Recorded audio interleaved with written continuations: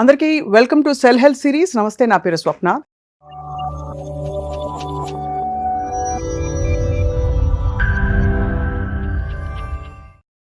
Once again we're back with the cell health expert, cell health clinic వ్యవస్థాపకులు, naturopathy physician గా మనందరికీ సుపరిచితులు doctor Chinta Ravikumar garu is here with us. Lion doctor Chinta Ravikumar garu, welcome sir to. How are you? Fine sir, how are you sir? Yeah, good. Apart from ఒకటి లంకణం, మీరు చెప్పిన regulated diet, మీరు ఇచ్చే పిండితోటే carbohydrate cravings ని తీర్చుకోవడం, అలాంటి ఒక రెజిమెన్ పెడుతూ ఈ ఫంక్షనల్ మెడిసిన్స్ అయిన సప్లిమెంట్స్ తీసుకోవడంతో పాటు ఇతర ప్రక్రియలు ఏమైనా ఉంటాయా సెల్ హెల్త్ క్లినిక్ లో for weight loss? For example, చాలా మంది ఇప్పుడు ఆయుర్వేదంలో ఉదవర్తనం అంటారు, ఒక చాలా గట్టి రఫ్ పొడి తీసి పర రుద్దేసి మట్టి లాంటి పొడిని, తద్వారా ఫ్యాట్ సెల్స్ బాగా మొబిలైజ్ అవుతాయి, కరిగిపోతుందని కొంతమంది. ఇప్పుడు ఎన్హాన్స్మెంట్ క్లినిక్స్ లో అన్ని చూస్తే మీరు ఇవన్నీ పెడుతున్నారు, క్రయోలైపోలిసిస్ అని. ఎక్స్టర్నల్ అప్లికేషన్ ఏదైనా కానీ టెంపరీ రిలీఫ్ కానీ మీకు ఇంటర్నల్ గా రూట్ కాజ్ అయితే అడ్రస్ చేయదు. Correct. So to start with 70% హెల్దీగా ఉండాలంటే ముందు you should be hydrated and your gut should be healthy, right, and సరైన న్యూట్రిషన్ అందాలి. సో మేము వీ రికమెండ్ గట్ హెల్దీగా ఉండాలి కాబట్టి టు స్టార్ట్ విత్ మొదట్లో ఒక కొలోన్ హైడ్రోథెరపీ ఒక సెషన్ తీసుకుని స్టార్ట్ చేయండి. దెన్ డైటరీ చేంజెస్ చేసుకోండి.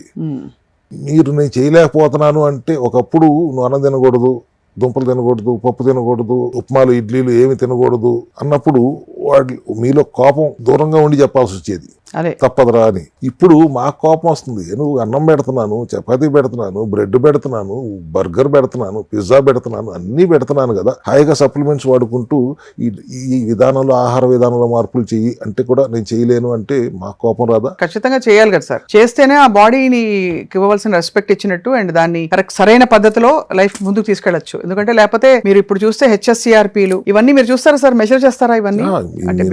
ఇన్ఫ్లమేషన్ మీ బాగా ఇష్టమైన పదం ఇన్ఫ్లమేషన్ చూసేది హెచ్ఎస్సిఆర్పి ఆర్ ఈఎస్ఆర్ ద్వారానే చూస్తాం. రైట్. అవి ఇన్ఫ్లేటెడ్ గా ఉంటే ఇట్స్ బ్యాడ్ థింగ్ కదా సార్. ఆబ్వియస్లీ ఇన్ఫ్లమేషన్ ఎంత ఎక్కువ ఉందని అర్థం. అదే ఏదైనా inflammation everything revolves around the cell only. అవును, inflammation happens in the cell only. Correct sir. ఆ ఇన్ఫ్లమేషన్ నేను మాల్ ఫంక్షన్ అంటున్నాను. కాబట్టి దాన్ని రివర్స్ చేయడానికి మనకి ఇది ఒక్కటే మార్గం, ఇది ఒక్కటే దీర్ఘకాలిక మార్గం, సస్టైనబుల్ ఆప్షన్. ఇంజెక్షన్ తీసుకున్నా weight comes back, you lose your vitamins, minerals and vital things కూడా. అవన్నీ కోల్పోకుండా, జుట్టు ఊడిపోకుండా, చాలా మందికి ఇది కూడా ఒక కన్సర్న్ సార్.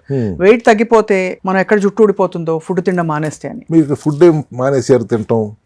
చక్కగా చికెన్లు తినమని, నాన్ వెజిటేరియన్ ఫెస్టివల్ ఇక్కడ, చేపలు తినండి, చికెన్లు తినండి, మటన్లు తినండి, ఏదైనా రొయ్యలు తినండి, మనిషిని తప్పితే అన్నింటినీ తినండి అంటున్నాం, గుడ్లు తినమంటున్నాం. ఇక మీరు what are you deprived of? కొద్దిగా కార్బోహైడ్రేట్స్ 4 రోజులు ఆపమంటున్నాం. That's all we're telling you.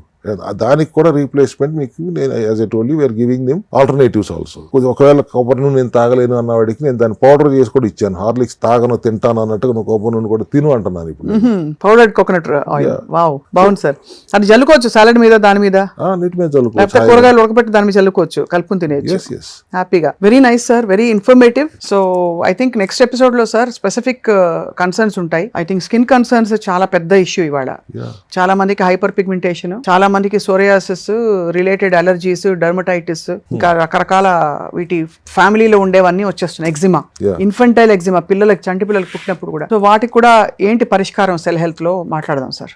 But everything begins in the cellular లెవెల్లోనే మొదలవుతుంది, అండ్ అక్కడే మనం కరెక్ట్ చేస్తేనే దీర్ఘకాలిక రిజల్ట్స్ వస్తాయని మాత్రం ఇప్పుడు బాగా తేటతెల్లం అయిపోయింది. డాక్టర్ చింతా రవికుమార్ గారు, thank you so much sir. Thank you అమ్మా.